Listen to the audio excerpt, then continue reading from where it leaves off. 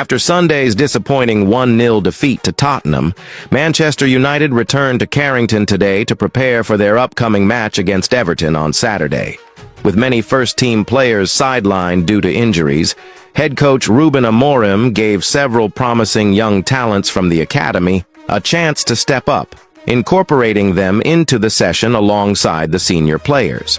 The training session covered various aspects of the game, including passing drills, positional play, and quick transitions. Amorim and his coaching staff focused on improving ball movement and decision-making, ensuring that both experienced players and the academy stars adapted seamlessly to the team's tactical approach. The young players, full of energy and determination, made the most of their opportunity, eager to impress and make their mark in the senior squad. Defensive organization was a major point of emphasis, particularly with United's injury crisis affecting the defensive ranks. Amorim tested several different defensive pairings, focusing on improving communication and positional awareness. The team also worked on pressing as a unit, ensuring they could recover possession quickly and regain control of the game. Discipline and teamwork were key aspects of the session, with the coaching staff reminding the players of the importance of maintaining a compact shape to deal with Everton's attacking threats.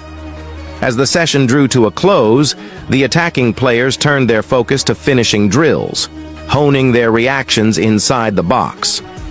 Bruno Fernandes and Casemiro led by example, creating chances and delivering precise crosses for the strikers to convert. Meanwhile, the goalkeepers, especially Andre Onana, were put through intense shooting practice to sharpen their reflexes ahead of the weekend's match. Despite the recent setbacks, the mood in training remained upbeat.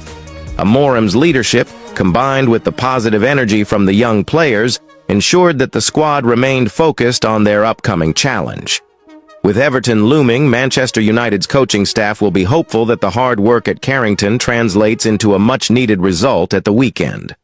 Defensive organization was a central focus of the training session today, and with the current injury crisis affecting Manchester United's defensive ranks, the importance of getting this right could not be overstated. Ruben Amorim, fully aware of the challenges that lie ahead, worked tirelessly with his coaching staff to address key areas of concern in the backline. With multiple first-team defenders unavailable due to injury, Amorim tested several different defensive pairings, providing a crucial opportunity for some of the less experienced players to prove themselves alongside the senior squad members. A significant amount of time was spent on communication within the defense.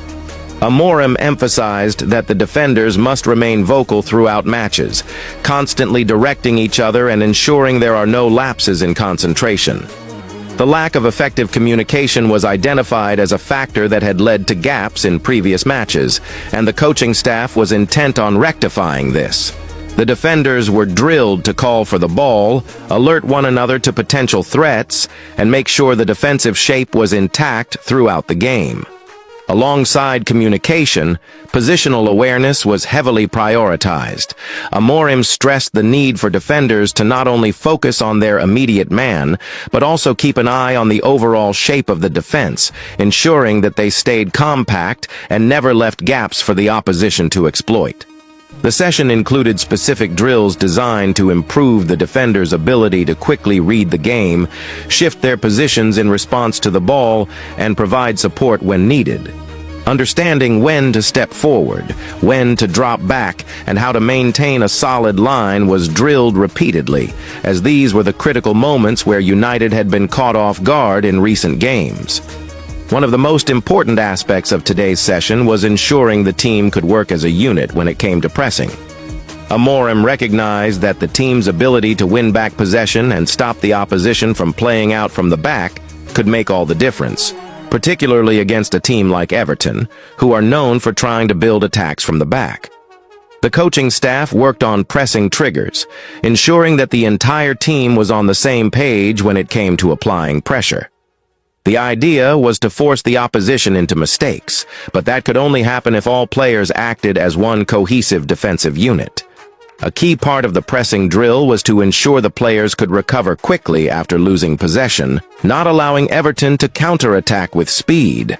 As the session progressed, Amorim emphasized discipline and teamwork as the bedrock of any successful defensive strategy. Sir Jim Ratcliffe, U-turn on agreement, avoids another row for Manchester United co-owner.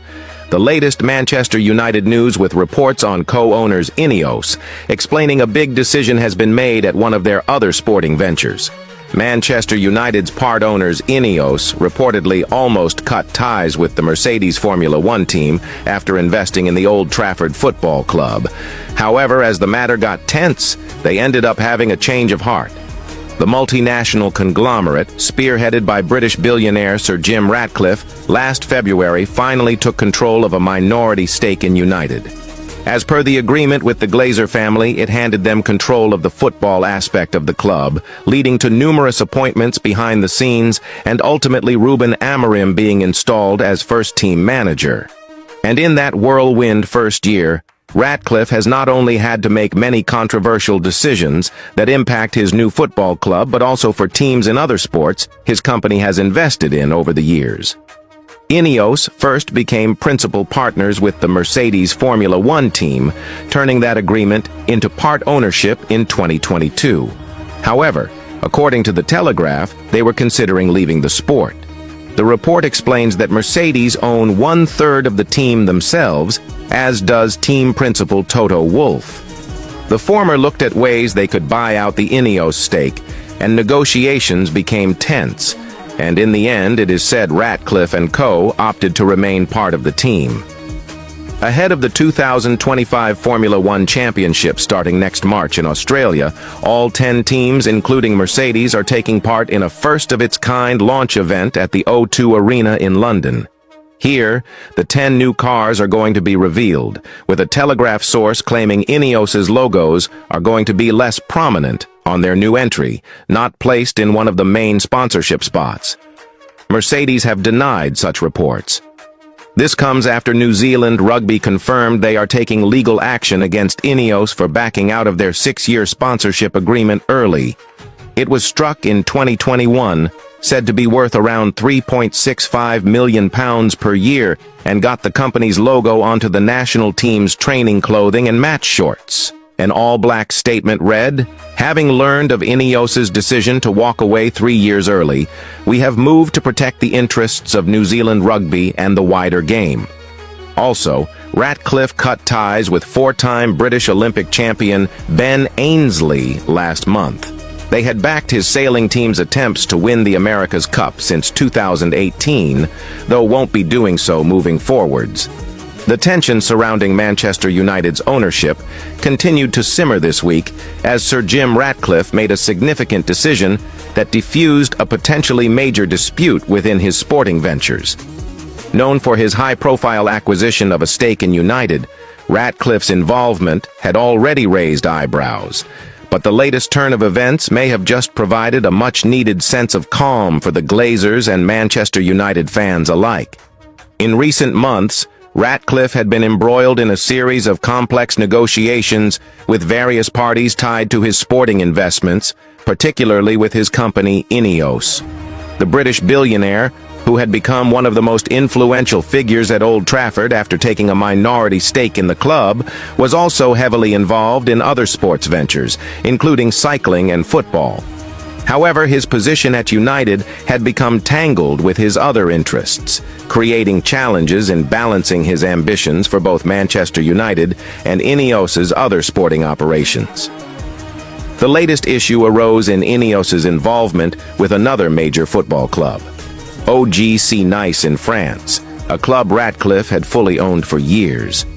Reports surfaced that the French side had been at the center of an ongoing dispute over internal decisions, with several of the club's directors and key staff expressing concerns about the overlap between Ratcliffe's commitments to Manchester United and his role at Nice. The friction seemed inevitable, with Ratcliffe spread thin across multiple projects that were all demanding his attention. In a surprising move, Sir Jim Ratcliffe decided to reverse a previous decision concerning Ineos's future at OGC Nice.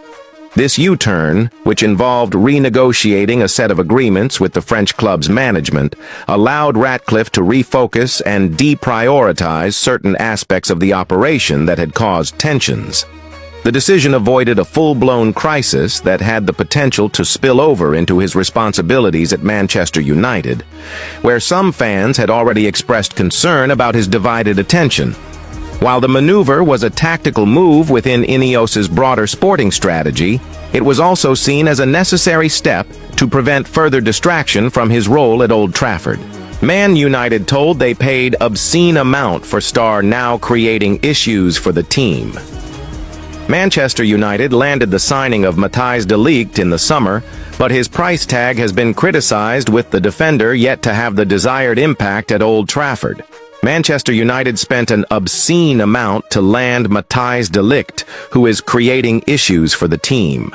The Dutch defender was a summer signing from Bayern Munich, with Erik ten Hag reuniting with the man whom he'd seen blossom as a teenager at Ajax. When de Ligt came through the ranks in Amsterdam, he had Europe's elite eyeing his services. Since leaving his homeland, de Ligt has played for Juventus, Bayern, and now the Red Devils. He's arguably never reached the heights many thought he would, and is now operating in a United backline that are finding clean sheets hard to come by. The Manchester outfit spent an initial £42.9 million to land de Ligt, but Keown has been critical of his defending and claims a lot of his decisions are simply piling pressure onto the team. He said on TalkSport, "I look at de Ligt. The amount of money they spent on him, by the way, is almost obscene for a center half. He's playing like a robot. There's times he can clear the ball and he puts it out for a corner. He just creates issues for the team. Ruben Amorim needs to empower him with confidence. I'm not seeing any of that with him." De Ligt has already seen his manager change following Ten Hag's sacking, but has largely remained irregular. United's defense, though, has been easy to breach, and Tottenham were the latest team to take advantage on Sunday. The Red Devils now operate with 3 central defenders, but there are a host of them at the club. De Ligt has the likes of Leny Yoro, Harry Maguire, and Lisandro Martinez for company when they're all fit. United icon Paul Scholes raised concerns in the summer, though, suggesting that the Dutchman was no better than the players they had, and Bayern's willingness to let him go should have been seen as a red flag. He told The Overlap, "Erik ten Hag couldn't wait to get Matthijs de Ligt instead of Harry Maguire. He was just waiting for the opportunity. I'm not sure it's that much of an upgrade. De Ligt played against Southampton. Maguire would have been fine against Southampton. He might be slightly better, but it's not a massive improvement where you think, wow. It's like that with all the signings." Scholes also added, "With Manchester United, we're talking about players who can't get into their team. He's de Ligt not playing for them. Bayern. That has to be a big concern, especially when Eric Dier is playing in front of him. That is a massive concern for me." The summer transfer window was supposed to be a turning point for Manchester United. After a season full of disappointment and frustration, the club's hierarchy moved quickly to sign Matthijs de Ligt, the highly rated Dutch defender, hoping his arrival would bolster a backline that had been inconsistent at best. But nearly 6 months into his time at Old Trafford, the price tag that once seemed justified now seemed to be more of a weight than a symbol of progress. United had splashed out a significant sum to secure de Ligt's services from Juventus, a deal that reportedly exceeded £70 million. At the time, the move was seen as a statement of intent. De Ligt had been one of Europe's most sought-after young defenders, his performances for Ajax and the Netherlands earning him glowing praise. United fans were optimistic, hoping the 24-year-old would form a solid partnership with Raphael Varane at the heart of the defense and provide the stability the team had been lacking for years. However, as the season progressed, questions began to mount over whether the hefty price tag was justified. De Ligt, whose composure on the ball and leadership qualities had once set him apart, seemed to struggle to adapt to the pace and intensity of the Premier League. His once sterling reputation started to crack under the pressure of high-profile mistakes and inconsistent performances. In a recent match against Arsenal, De Ligt's positioning was called into question after he allowed Gabriel Martinelli to slip past him and score the decisive goal. The Dutchman, normally so solid in aerial duels and tactical discipline, looked out of sorts.